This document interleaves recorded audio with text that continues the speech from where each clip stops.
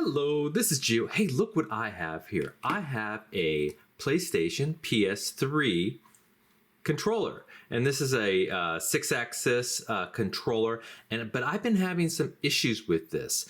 Basically, it hasn't really been charging, and so I figured it needs a new battery. But there's even more. If you look at kind of the edge right here, the back end, you'll notice that there's a bit of separation in the plastic here. You could see this little gap right here.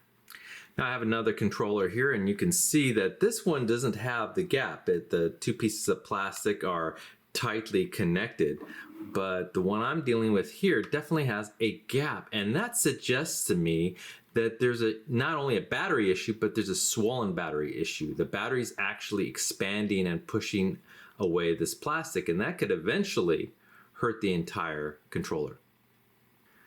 So that's what I'm going to do today. I am going to replace the battery in this controller, and so I went ahead and ordered a couple of new batteries. Actually, this was a pretty good kit. It came with two separate batteries in here. You can see PS3. I'll show you what they look like. And this is what they look like, just like here. They're kind of flat. This kit actually also comes with some screwdrivers, which I don't think I'll need, but it's kind of cool because it came with a little charging cable as well, which is kind of cool to have one, spare one of these. So I did get this battery off of Amazon. There are different brands you can buy. This happens to be a Batmax brand. You can get different brands. You could do some research about which one's best brand. But in general, what you're looking for the PS3 controllers is a current rating of, a maximum current rating of 0.4 amps. And this one has a maximum voltage of 4.2 volts, but you also want to look at the milliamp hours, and this one has a milliamp hour rating of 1800 milliamp ratings with kind of a typical voltage of 3.7 volts. Now you're going to see a lot of different ranges of these milliamp hours. In general, the higher this number, the longer the charge, and so you'll have more gameplay with a higher number. I think the original PS3 batteries were typically around 610 milliamp hours, so they are a little smaller in size. Typically, the longer the charge, the bigger the battery, either thicker or longer. In this case, I think it'll probably be a little bit longer, but there's a lot of debate out there about what you should pick. They typically range from about 500 milliamp hours to the 1800.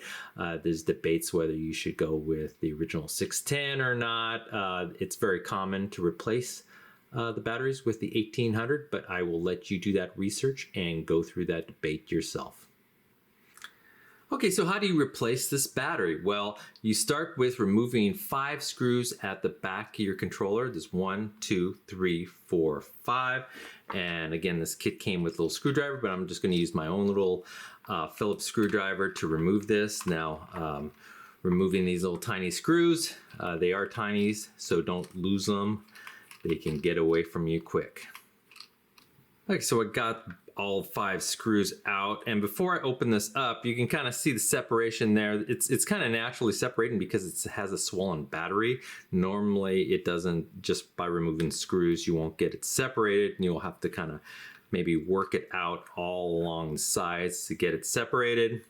And pay attention to these little buttons here, these buttons here, and the little pieces that are between these buttons, this little plastic piece right here, because that's loose and that could fall out.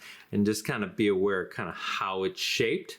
It's pretty easy to figure out how it goes back in. But these buttons kind of have slots that fit into both sides. So I'll show that a little more closely, but just be aware of these little pieces here, because those could fall out when you separate these two halves. So you can kind of see it's separated in there, just like that. And there you go. this is that bottom piece. I'll just put that aside for now. And here you can see the battery. This is the battery. And so you can see it has a little stand here.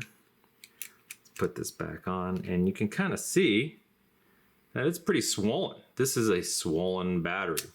And then just to kind of show you what's going on with these little pieces, you can easily remove them, and they kind of look like this. They kind of have a little, I guess, a little stick on the bottom there. And to get them back in, you just kind of move this back and just kind of fit it in there naturally, just like that. So it sits like that. Okay, the battery does kind of sit on a stand here that is easily removed like that. If you ever need to remove this little board here, there's just one little screw that's right here. And so to remove this, I'm just going to put this little stand down for now. Just to remove it, you just want to take your fingernails and pull and kind of wiggle this plug out of there. So this one's giving me a little bit of problem, so I'm just going to use some pliers here, some needle nose pliers. Kind of pop this thing out of here. There you go. And this is what it looks like. And now you can see the difference between the old battery. You can see how swollen it is, and the new, which is just flat. You could also tell that this new battery is slightly a different size, and that'll be accounted for in this little stand. So this little stand is kind of to help fit the smaller battery. You can see it fits here, but it does not fit the larger size. But without this, so if you take this out, it will, there's a little, actually a substand here that these can actually fall off if you're not careful, and this will actually fit in like that without this extra little adapter plate. Okay, so just to plug it in, just remember which end the black wire goes. Of course, the black wire goes to the button, so we're just going to plug it in the same way.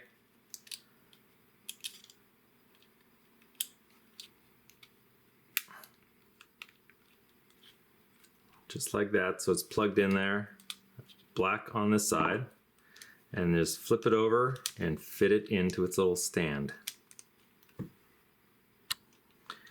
And so when putting on this top or this bottom plate, you want to kind of pay a little bit of attention to these little center plastic pieces. You'll notice that it has a little bit of a rail right here on both sides, just like that. And when putting back in this plate here, looking at the back plate, you'll notice that it has a little groove here on both sides where that little rail fits into. So that's kind of what you're aiming for.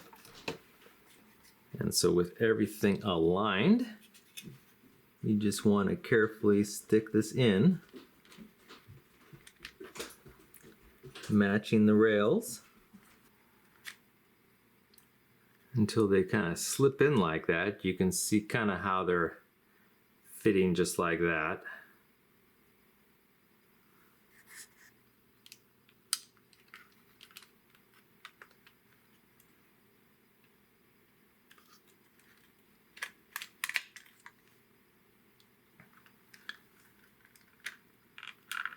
Just kind of wiggle the pieces together until they close up nicely.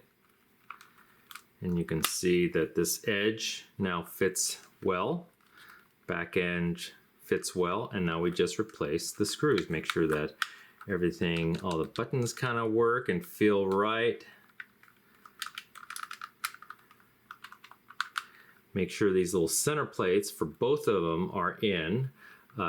You can close this and have a functional controller with these out. So I've seen them fall out before and people forget to place those back in. So make sure that those are back in.